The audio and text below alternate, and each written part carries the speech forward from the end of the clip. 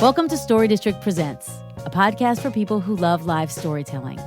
I'm Amy Sedman, your host, and the director of Story District, a nonprofit in Washington, D.C. that's been dedicated to teaching and showcasing the art of storytelling since 1997. In each episode, we do two things. We bring you a story from one of our shows, then we meet with the storyteller, and we find out more about what it takes to tell a great story. This season, we're bringing you stories of the 7 deadly sins. And today we bring you a story by Jenny Splitter about the sin of gluttony, excessive eating. Jenny performed this story at a show called Lent, Stories About Things You've Had to Give Up. Here's Jenny. I grew up under the iron fist of a true California health nut. My dad's a 1960s activist type, and for him, healthy eating's an important issue. So if I were to eat bacon or spread butter on my bread, I may as well have been steering the Exxon Valdez. And it's never seemed fair to me because my dad's naturally skinny. In fact, everyone in my family was naturally skinny except for me. My dad, my sister. To be fair, my mom did struggle with her weight as she got older, but she spent her prime teen years in size 2 skinny jeans that she altered to be even skinnier. Between that and the fact that I'm the only gingy in the family, I sometimes felt like I didn't quite fit. I went on my first diet when I was 12, and my mom tried to be supportive. Oh, don't worry, dear, someday in childbirth, those hips will come in handy. Spoiler alert, I have 2 children. No. But my biggest weight loss challenge came as an adult, after the birth of my first child, actually. I had gained 60 pounds during that pregnancy, and at birth, my son weighed just a little bit less than that.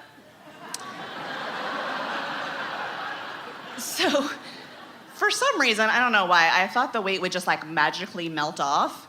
And when it didn't, I went to see my doctor and said, okay, so when's this coming off? And she just looked at me and said in her cold, hard voice, "That's all you, dear."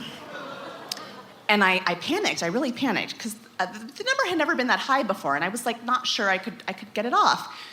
And this is around the time that the Atkins and South Beach diets were really popular, so I decided, okay, that's it. I'm gonna cut out all carbohydrates.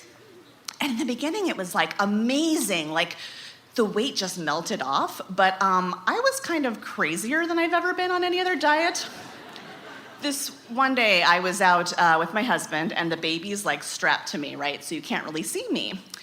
We run into this friend of ours, and he comes up to us and says to my husband, "Oh, hey man, how's it going? You're looking good. You look like you've lost a few pounds." And I snapped. I was like, he looks like he's lost a few pounds? He looks like he's lost a few pounds. What about the person next to him who had the baby? How does she look? And I knew I sounded a little psychotic at this point, so I tried to just kind of laugh it off, but it just sounded maniacal, ha-ha. But there was really no stopping me at this point, because I was in crazy diet mode. And then I got invited to this wedding. And the thing about this wedding is that I knew the pastry chef. Or more importantly, I was familiar with her work. Real buttercream frosting, moist cake, everything you want in a good wedding cake. And I was pretty close to my goal weight at this point, maybe 10 pounds out. And I thought, okay, you can go to this wedding and have one piece of cake, right? So the day of the wedding comes, and the bride is beautiful, the flowers are gorgeous, the food's delicious, blah, blah, blah. Where's the cake, right? So at the end of the evening, the cake comes out, and I get my piece, and I take a bite. And I can taste it right now. It's that magic that happens when butter meets sugar that is real buttercream frosting. And then the piece is gone.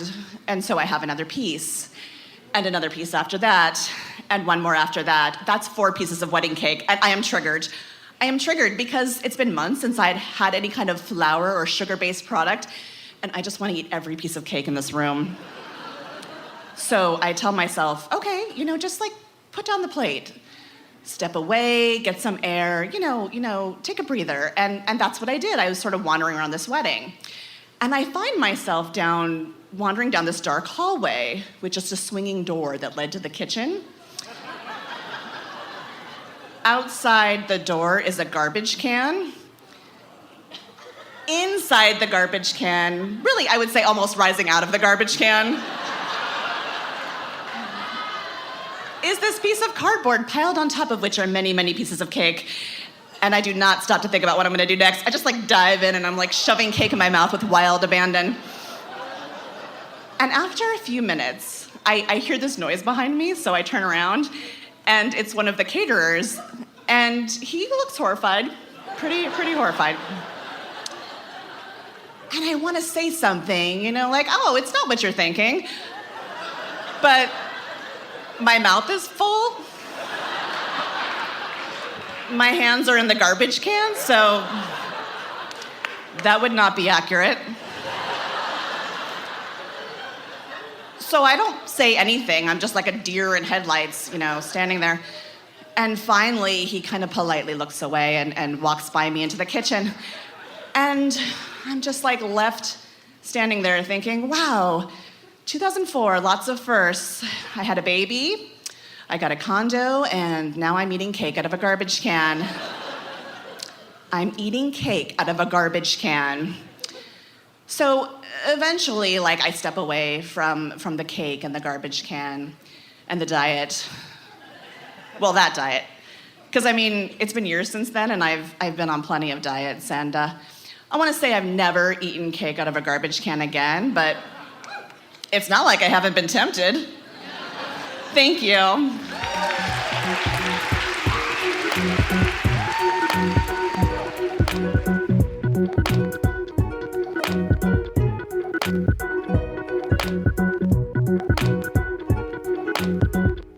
I feel like this story is a cautionary tale about dieting. Yeah, for sure. One of the things I think you do beautifully in that story is you really take us to exactly how you're feeling in the moment. And you do a great job of making the scene of the trash can. You slow it down, and we feel you in the hallway, and then seeing the trash can, and then seeing what's in the trash can. And it's such a hilarious line when you say, well, it's really hovering over the trash can. I see you through the eyes of the person who spots you.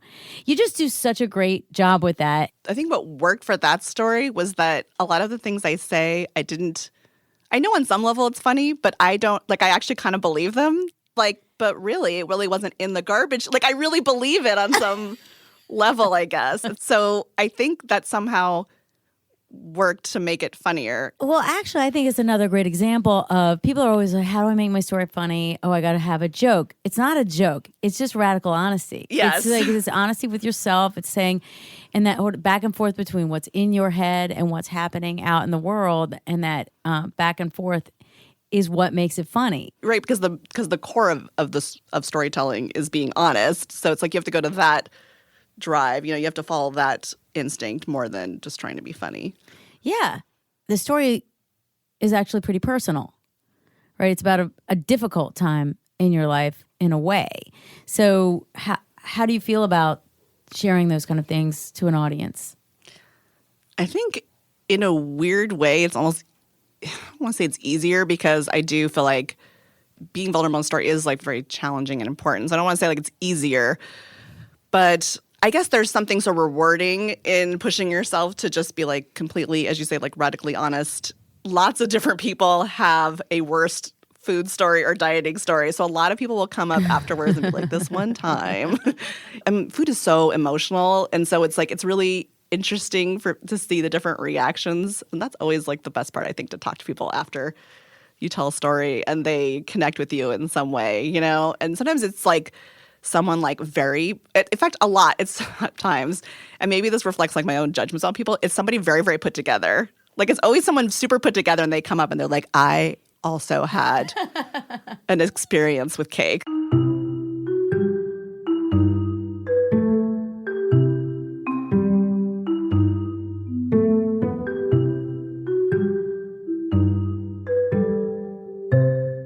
So I think actually some of the best fodder for stories is our lowest points. Yeah. And so it's great that you'll go there. There's moments of change. There's moments of self-awareness. And what's great is that by shining a light on this thing that might be embarrassing, rather than hiding behind it and having shame, putting it out there, having some self-awareness, laughing at it is very empowering. It allows us in the storytelling process to have a different relationship with some of our lowest points. Yeah. It sounds kind of cheesy, but it is weirdly healing because it's like you say it enough times and you're like, yeah, that's what happened. And you just, I don't know, I guess get to like excise it from like instead of like the deep, dark, shameful part of your, subconscious, you just kind of like shove it out there in the light. Yeah, I think so. And it kind of gives you some control over it. Yeah. It's not controlling you. You're in the driver's seat, I think, when you get to interpret it and share it the way you want it to be shared.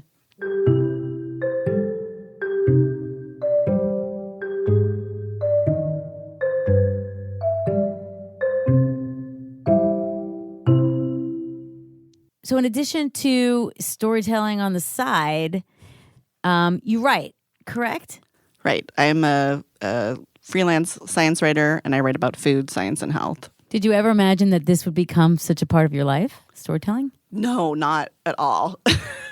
Kara Foran, who I'm friends with, like, she got up the first time and was like, this is what I always wanted to do. And I was like, wow, I did not feel that way. Because for me, I was like, whew, glad it's over. Like, I had so many different feelings, but I wasn't like, boom, got it. Like, this is my life at all. It's more like, oh my God, that took so much out of me. That's so interesting. So you're still pulled towards it, though. It's torture. But you keep bit. doing it. Yeah. So what does keep you coming back to tell stories? I think I come back because it is this amazing, unique feeling when you are out on stage and people are kind of getting your words directly from you and reacting in that moment. Like, there is nothing like that.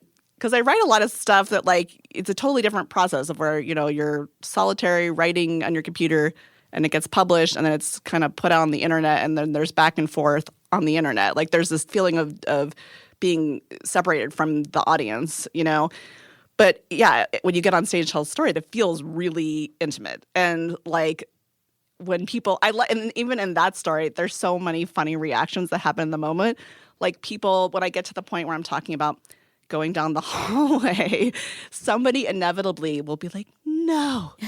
Like, they're going to stop the story. Like, it's like not going to happen. Like, no. It always happens, and I love it. Like, there's something that they're just like, do not do this. Like, they know where this is headed, and it's not it good. Happens almost every single time. No.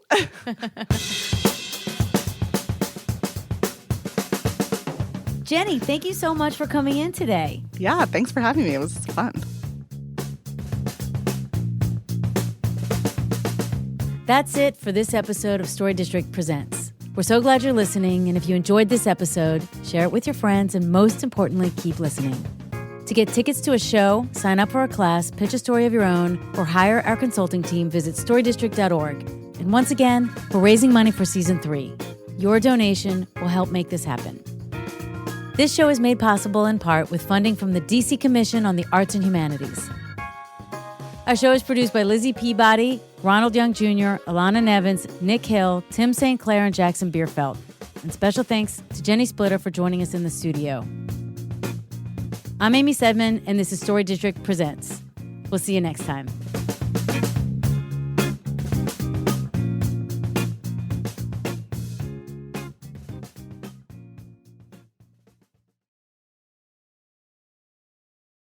So what do you do for a living?